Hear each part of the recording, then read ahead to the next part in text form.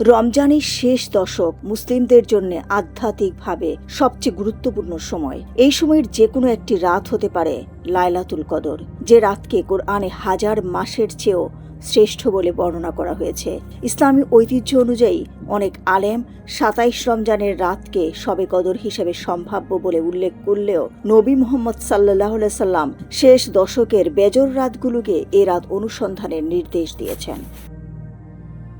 কোরআনের সূরা দুখানে বলা হয়েছে, এক বরকতময় রাতে কোরআন অবতীর্ণ হয়েছে এবং সে রাতেই মানুষের ভাগ্য ও গুরুত্বপূর্ণ বিষয় নির্ধারিত হয়। হাদিসে রাসূল সাল্লাল্লাহু আলাইহি সাল্লাম বলেছেন, যে ব্যক্তি এই রাতের কল্যাণ থেকে বঞ্চিত হয় সে প্রকৃতপক্ষে সব ধরনের কল্যাণ থেকেই বঞ্চিত হয়। তাই মুমিনদের কাছে এটি আত্মশুদ্ধি, ক্ষমা প্রার্থনা ও ইবাদতের বিশেষ সুযোগ। এই রাতের প্রধান আমল হল নফল নামাজ, কোরআন তিলাওয়াত, জিকির, দুরুদ ও তওবা।